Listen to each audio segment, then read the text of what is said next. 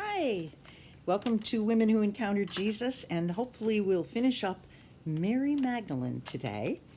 All the things we've learned about her, we learned that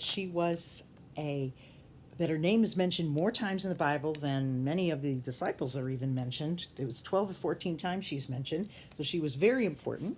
We learned she was cured of 7 demons, that she was not a harlot or a prostitute. She's not denoted as a sinful woman. She's denoted as a sick woman who was afflicted with 7 demons but was healed by Jesus and became a follower of Jesus, followed him around Galilee with other groups of women that were there serving him, caring for him, helping the ministry in any way she could, giving of her resources. And I was thinking a lot about the fact that she is always listed, or almost always listed, first in this group of women. She's got a lot of firsts and a lot of lasts, Mary Magdalene, and we're going to talk about some of those today. The first thing I noticed that I wanted to just summarize is how much she had witnessed, and how when she then is able to tell the story of Jesus, she is able to be a powerful, powerful witness. Because first of all, she's a witness to his ministry. She was there with him, traveling around. She's a witness to his healing, because she herself was healed. She's a witness to his power then. But sadly, she was also a witness to his suffering and his crucifixion, because she was right there at the foot of the cross. She must have seen the anguish and suffering of Jesus. She must have seen his actual death, knowing he was actually death. And she was, or actually dead. And she was a witness to Joseph of Arimathea, who took the body down, who asked Pilate if he could have it, and who prepared a tomb, a new tomb that he had in the garden nearby. And he and Nicodemus wrapping Jesus in linens and spices, and she followed them right to the tomb. So she was a witness of where the tomb was, and the fact that he actually was dead, and he actually was put in the tomb, and that the tomb was sealed with a large stone. She is a witness to all of that. And as a witness, she was actually most likely the last one there when the tomb was sealed. And she went home right away to prepare spices and other things to take with her the next day. It was her last thought before Sabbath began.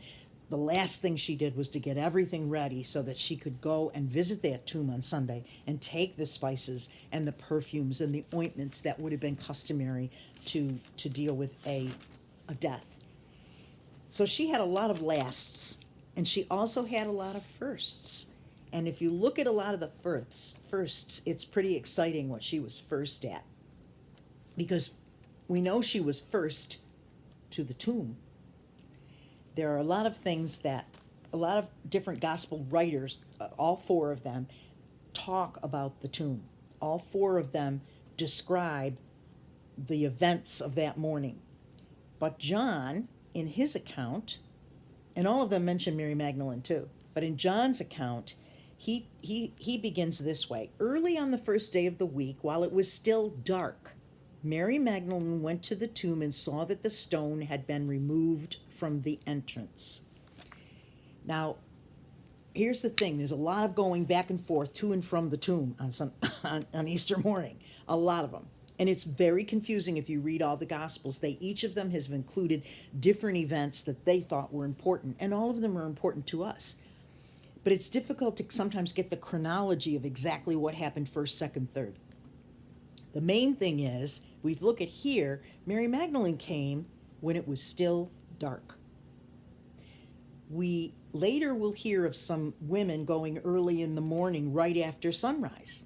So then it wouldn't have still been dark. My feeling is Mary Magdalene went by herself earlier than anybody else. She was the first one there. First in devotion and first to the tomb. Because John is very specific here. He doesn't mention her with a group of people. He mentions her alone. And he also doesn't mention angels or anything. He just says that she saw the stone was gone. So she came running to Simon Peter and the other disciple, the one Jesus loved, and said, "They've taken the Lord out of the tomb. We don't know where they've put him." She has no reassurance at this point. She has not talked to Jesus himself. She has not seen an angel. She just saw the stone's gone. She tells Peter and John. So they both run to the tomb, okay? And if you follow this along, verses 3 through 9 talk a lot about the disciples when they go and they look and they see the strips of linen. And then at the very last part of that, in verse 10, it says, "Then the disciples went back to where they were staying."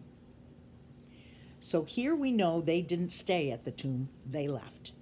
We don't know whether she stayed at the tomb or not, but we do know that she was first there. She's also mentioned with a group of women that come to the tomb, and that is in, let's see, I think it's in Matthew. Yeah, so now she's mentioned with a group of women. So whether or not they joined her afterwards or whether she went back and got the women, we don't know. Because Matthew says this, "After the Sabbath, at dawn on the first day of the week," so again, it wouldn't have been dark, it would have been dawn, "Mary Magdalene and the other Mary went to look at the tomb."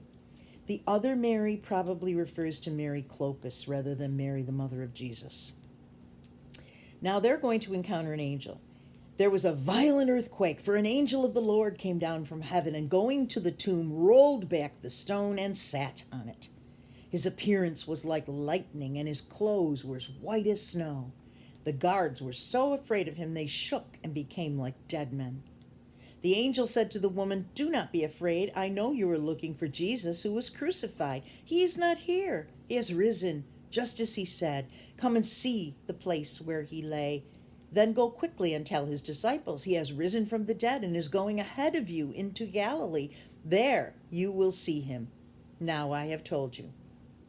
So the women hurried away from the tomb, afraid yet filled with joy, and ran to tell the disciples.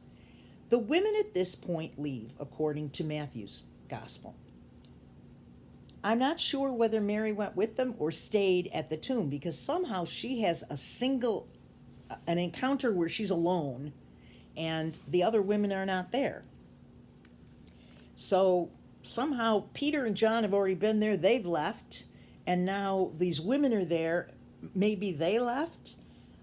I'm not real sure about that chronology, but I do know it's important for us to know what Mark tells us. And Mark 16 also describes this whole thing. He says, "When the Sabbath was over, Mary Magdalene, Mary the mother of James, and Salome brought spices so they could anoint Jesus' body." Here again, he adds another person now. He's adding Mary Magdalene, Mary the mother of James, which would have been Mary Clopas, and Salome. Now he's adding.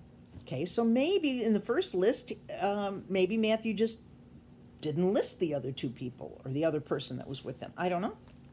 Very early on the first day of the week, just after sunrise, okay, so now it wouldn't be dark anymore, it would be sunrise, they were on their way to the tomb and they asked each other, "Who will roll the stone away from the entrance of the tomb?" So this is a little interesting here. They've kind of talked about this stone. They're not sure what's going to happen. When they looked up, they saw the stone, which was very large, had already been rolled away. As they entered the tomb, they saw a young man dressed in a white robe sitting on the right side, and they were alarmed. "Don't be alarmed," he said. "You're looking for Jesus the Nazarene who was crucified. He has risen. He's not here. See the place where they laid him? Go. Tell his disciples and Peter, he's going ahead of you into Galilee, and there you will see him just as he told you." Trembling and bewildered, the women went out and fled from the tomb. They said nothing to anyone because they were afraid. So I don't know if they're going to go tell the disciples, but they didn't tell anybody on the way, you know. I am not sure whether or not Mary stayed by herself, because look how Mark continues. "When Jesus rose early on the first day of the week, he appeared first to Mary Magdalene, out of whom he had driven 7 demons." So Mark is very specific that the first person he appeared to was Mary Magdalene. He would have appeared to Mary Magdalene first, then later on a group of women. Then after that, he appeared on the road to Emmaus, to 2 men who were walking along, appeared to Peter, and then eventually all the disciples in the locked upper room. But the women were first, and Mary Magdalene was first of the women. if we look back now at John's gospel again, we switch back to John, and we go a little further into his John 20. We're at verse 11. Mary stood outside the tomb crying. As she wept, she bent to look over into the tomb and saw two angels in white seated where Jesus' body had been, one at the head and the other at the foot. And they asked her, "Woman, why are you crying?" "They've taken the Lord away," she said, "and I don't know where they've put him." At this, she turned around and saw Jesus standing there, but she did not realize it was Jesus. Thinking he was a gardener, she said, "Sir, if you've carried him away, tell me where you've put him, and I will get him." I just love Jesus' response here in verse 16. Jesus said to her, "Mary." All he did was call her name. That's it. Can you imagine Jesus calling your name? I mean, in that one word is, I know everything about you and I love you. She must have reached out to him at that point because he says to her, Jesus says, "Do not hold on to me, for I have not yet ascended to the Father. Go instead to my brothers and tell them, I'm ascending to my Father and your Father, to my God and your God." And Mary Magdalene went to the disciples with the news, "I've seen the Lord." And she told them that he had said these things to her. It appears anyway to me that she went twice to the disciples. The first to just tell them, "I don't know where his body is." And the second one to say, "Hey, I found out he's alive." And that must have been breathtakingly, astonishingly amazing for her to tell them. It's also interesting that Jesus says, "Don't touch me." It makes me believe that his next appearance to the women was afterwards, which is told to us in Matthew chapter 28, verse 11. I think this is... No, verses 8 to 10. Let's see. Yeah. "So the women turned away from the tomb, afraid yet filled with joy, and ran to tell the disciples. Suddenly Jesus met them. 'Greetings,' he said. They came to him. They clasped his feet and worshipped him." Now, he did not tell them, "Don't touch me. I haven't ascended yet." So in between the time that he talked to Mary Magdalene and the time that he saw these women, he must have gone to the Father and come back. Because he says to them, "Do not be afraid. Go and tell my brothers to go to Galilee, and there they will see me." So we know that these women also had an encounter with Jesus. I just think that's wonderful that he appeared first to Mary Magdalene and then to these women. It gives us hope that women were important to Jesus, really important to his ministry, really important to his work on earth, really important to his heart, So after this, the disciples really settled in, to themselves, and they were always together waiting for the Holy Spirit to come because Jesus had promised them that, and he had appeared to them several times. But there's also a verse in Acts 1, verse 14, that says, "Later Jesus appeared to the 11 as they were eating." Oh, I'm on the wrong one. Hold on a minute. I'm reading Mark and I want to read Acts. Okay, Acts 1, 14. Here we go. "They all joined together constantly in prayer along with the women and Mary, the mother of Jesus, and with his brothers." So even after Jesus was resurrected and even after his ascension, they met with the disciples. It was still one large group. They were all praying and they were all fasting and waiting for the power of the Holy Spirit. So I have to believe Mary Magdalene was there with all these women and along with Mary, the mother of Jesus, and the rest of them. Because look what God had chosen to do through her. All the things that he did for her.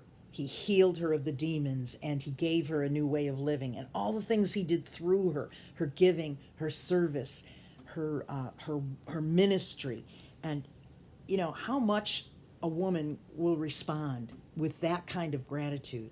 She just had a passionate devotion to him through her ministry and her gifts and her service. So much so, she owed him so much And she loved him so much that she was last at the tomb and also first to see Jesus after his resurrection. I mean, that's just so exciting. And why did she go there, really? You know, she went with those spices. That's a way of remembering him, a way of memorializing him. Just as we would have done. In fact, tomorrow is Memorial Day as I'm speaking. And what do we take to the cemetery? You know, we take flowers or a cross or something else to memorialize that person, to remember him, maybe a flag if it's a veteran. It's a sign of respect and a sign of love. And that's why she went to the tomb. She was not expecting him to be resurrected.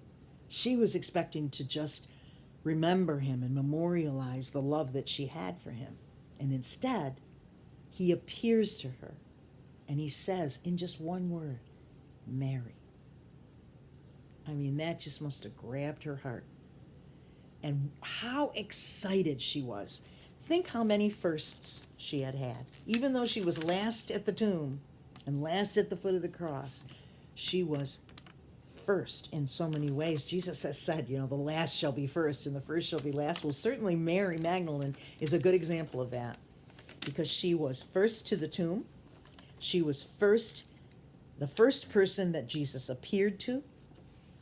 And she was the first herald of all the good news. She's the first one that ran back and said, hey, Jesus is alive.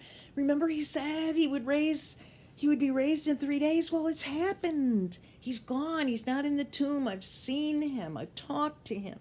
She was the first person to be that kind of a witness to this good news.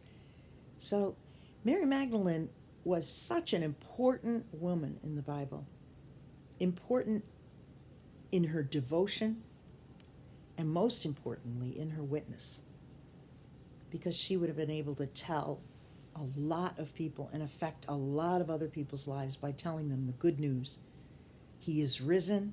He is risen indeed. That sums up Mary Magdalene's life. And the next time we will go on to another woman. Not sure who yet. Maybe another Mary. Okay. Hope to see you soon. Have a blessed day.